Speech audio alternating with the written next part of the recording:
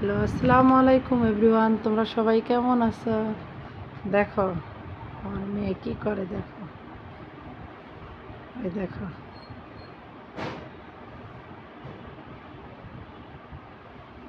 দেখো তোমরা সবাই দেখো কি করে।